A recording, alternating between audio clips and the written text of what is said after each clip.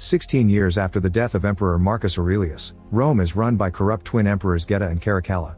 Aurelius' dream of a perfect Rome has fallen because the twins' aggression is spreading through the empire and slowly bringing it down, so the fall of the great city is inevitable.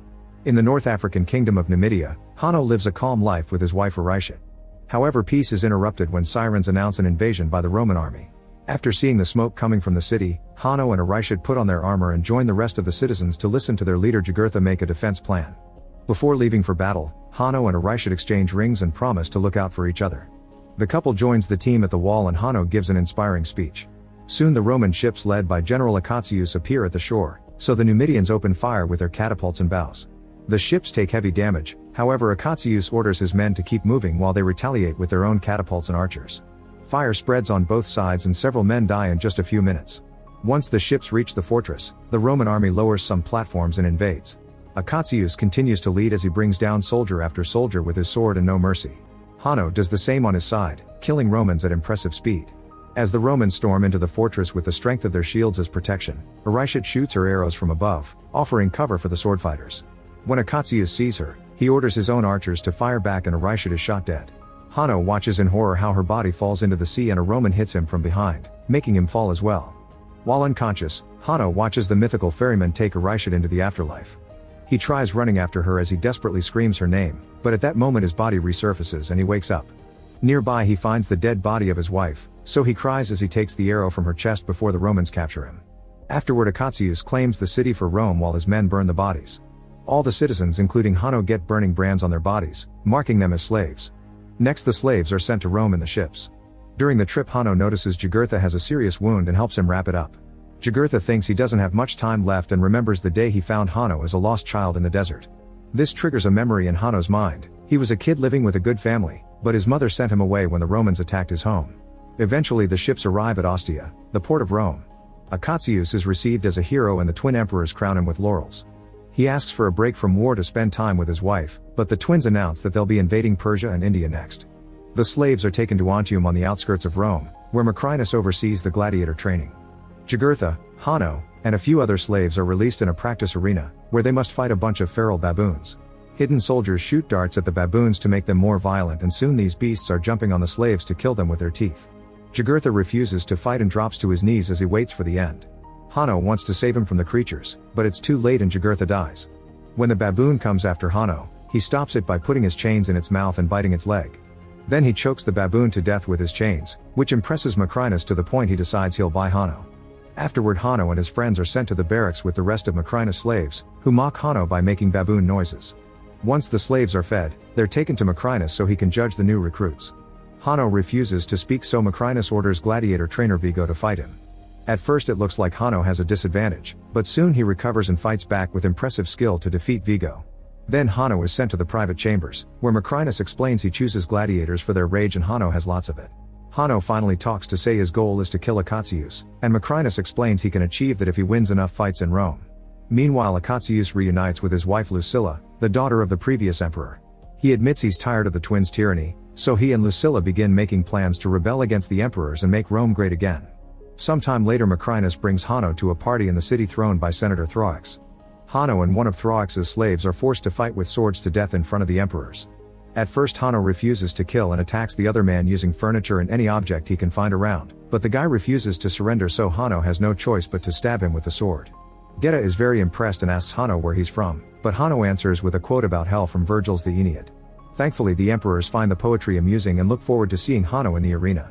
After the party, Macrinus scolds Hanno for getting cheeky in front of the emperors and asks where he learned such words. Hanno says his city had a Roman prisoner and he picked up a few stories from him, but Macrinus doesn't believe him. To Hanno's shock, he's paid 2 coins for the fight and learns that gladiators can save up to buy their freedom. That night in a hidden chamber, Lucilla and Acatius meet with a few senators to share their plans to save Rome. Acatius explains the Roman army is loyal to him and the senators agree to support him. A few days later Hanno and other slaves are brought to Rome for the gladiator games in the Colosseum. They are impressed by the architecture and the statues, but they also notice all the poor people on the streets. Macrinus meets with Thraox and they agree to double their bets. At the Colosseum, the emperors receive Acatius and Lucilla on the main seats and the crowd chants the general's name. After a few words from Acatius, the slaves enter the arena and gladiator champion Glycio comes in riding a rhino. Hanno acts as the group leader and makes a strategy to dodge the rhino's attacks. At first it goes well, but soon a slave is knocked down. The wound makes him run more slowly, so Glicio easily captures him with some bolas and the rhino kills him with its horn. Then Hanno runs some dirt through his hands, which reminds Lucilla of her former lover Maximus, the protagonist of the first movie. He throws some dirt at the rhino too to create a distraction and jumps out of the way, causing the beast to crash against the wall. Glicio falls off the rhino and gets injured, but he can still move and goes after Hanno. As the men fight and beat each other up, Geta remembers the quote Hanno shared at the party and Lucilla takes it as another clue. Hanno and Glicio continue to fight fiercely using any weapon they can pick up around the arena. When Glicio manages to knock Hanno down, Caracalla chooses blood, but Lucilla asks for mercy. Geta gives a thumbs up to spare Hanno, who says he doesn't want to be pitied by the Romans and starts fighting again. In just a few moves, he manages to stab Glicio and the crowd chants the word kill. This time Geta turns his thumb down and Hanno decapitates Glicio with 2 swords. Now the crowd and even the other slaves chant Hanno's name. In the gladiators' quarters, Dr. Ravi takes care of Hanno's wounds. After the fight, Lucilla goes to her private quarters and puts together the clues she's seen today. The quote and the running dirt confirm Hanno is Lucius, the son she had with Maximus. When Lucius was a kid, he was the only legit heir to the throne, so Lucilla sent him away to save him from the people who wanted to kill him for power. Lucilla cries as she realizes her beloved son is back and invites Macrinus to share a meal. She tries to act casual as she asks about his slaves, but Macrinus can tell she's hiding something. Later Macrinus asks around and learns that Lucilla used to have a son who disappeared. Rumors said Lucilla's late husband wasn't the boy's father because he preferred the company of men. This information helps Macrinus start putting 2 and 2 together. In the evening, Lucilla escapes through a hidden tunnel and meets with a senator friend, who sneaks her into the gladiator's cells. Hanno reveals he does remember her and his real name, but he says Lucius is dead and he's only Hanno now. Lucilla tries to explain herself, however Hanno angrily yells at her and kicks her out. When Lucilla returns home, she tells Akatius that her son is alive and begs for his help, which is overheard by a maid. The next morning Hanno is training with the other slaves, but Vigo is still bitter and sends the group away to make Hanno handle the rowing mechanism alone. At the end of the day Hanno's hands are raw, so Ravi takes care of them while sharing his story. Ravi is a free man and could have already returned to his homeland, but he met a woman, so they started a new life here in Rome. The next gladiator fight will be on ships. The arena is filled with water and a few sharks are swimming in it. The opponents open fire with flaming arrows, and whenever a man is hit, his body falls into the water and becomes shark food. Hanno tells his team to keep rowing, and when they're close enough to the other ship, they destroy their oars. Arrows keep flying and kill a few more men, but this never stops Hanno's men from rowing. Since their enemy can't move without oars, Hanno's ship moves forward and rams right into the other ship, breaking it down in the middle. Then Hanno and his men jump on the enemy's boat to start killing them one by one. More bodies fall into the water as the broken ship is pushed against the wall, putting Hanno near the main seats. He grabs a crossbow and shoots at Akatius, but a fighter pushes him at the last second and he misses. The arrow lands between the twins, who think this was a personal attack. After the fight, the slaves chant Hanno's name again. Vigo comes to scold Hanno for his crossbow trick, but Hanno says Vigo should be glad the arrow wasn't for him. Meanwhile Lucilla's maid shares all the secrets with Thrax. Later Macrinus comes to Thrax's home to pick up all the money from their bets, pointing out this is his house now. Instead of money, Thrax pays him with secrets. There are rebels planning to dethrone the twins, however that plan has been delayed until certain gladiator is rescued from the arena. That night, the palace soldiers pick Lucilla up at her home. In the gladiators' quarters, Akatius and his men are sneaking in to rescue Hanno. However, the emperor's soldiers are already waiting to quickly shoot the men with arrows before capturing Akatius. The couple is taken to see the twins and Geta scolds them for their betrayal, only for Akatius to laugh at him. This enrages Caracalla, who grabs a sword and tries to kill Akatius. Geta immediately stops him, saying the punishment must be public. After the couple is taken to a cell, Macrinus points out that crucifixion is for thieves and Akatius is a hero. So if the emperors want to stay on the citizens' good side, sending Akatius to the arena would be a better idea. The next day Ravi shows Hanno the shrine to the gladiator champions, and Hanno notices that Maximus' name has been scratched off. But in Maximus' grave, his armor and swords are still kept in good condition.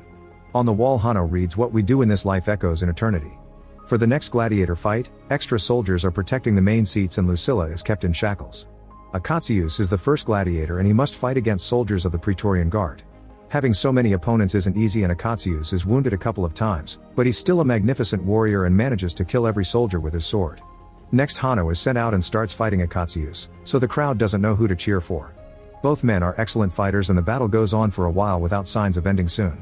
Eventually Akatius gets tired, so he tells Hanno he knows his real identity and drops his swords before raising his hand as a sign of surrender. Geta immediately puts his thumb down, but before Hanno can raise his sword, Akatius explains he truly loves Lucilla and he would have died for Maximus. This makes Hanno drop his sword too and the emperors get angry, so they order the archers to proceed with the execution. The arrows immediately kill Akatsuus and Hanno asks the crowd if this is how Rome treats its heroes, because then the citizens should expect to be treated worse. Then the crowd begins booing the emperors and the guards keep the people back while their leaders leave the Colosseum. In the evening Macrinus visits Hanno to ask him why he let Akatsuus live. Hanno explains building a better Rome is possible, but Macrinus thinks that's an impossible dream and reminds Hanno he's just a tool. On the streets, the citizens are rioting and starting fires all over the place as they ask for the twins' heads. The soldiers try to stop them, but the crowd fights them and overwhelms them with their numbers. In the royal chambers, Geta and Caracalla begin arguing over what to do and Caracalla blames everything on Geta, who responds by throwing water at his brother's face. Caracalla storms out of the room and Macrinus follows him to manipulate him. He says that Geta will blame Caracalla for everything in public so Caracalla should confront him. Tired of having to share everything, Caracalla grabs a blade and cuts his brother's hand.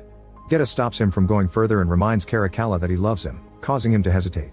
Suddenly Macrinus appears behind Caracalla and guides his hand to slash Geta's neck a few times before stabbing him. In the morning Lucilla visits Hanno and gives him Maximus' ring. In return Hanno shares his condolences before they reconcile with a hug. Meanwhile Caracalla takes over the throne and announces his monkey will be his first consul while Macrinus will be his second. Macrinus presents Geta's head to the senators and explains he needs more power to protect their government, so they vote to make him leader of the Praetorian Guard. Afterward Macrinus visits Lucilla to tell her that he used to be a slave for her father, and now he plans to end the imperial bloodline by becoming emperor himself. At the same time Hanno gives the ring to Ravi, asking him to take it to Akatsuus' army in Ostia.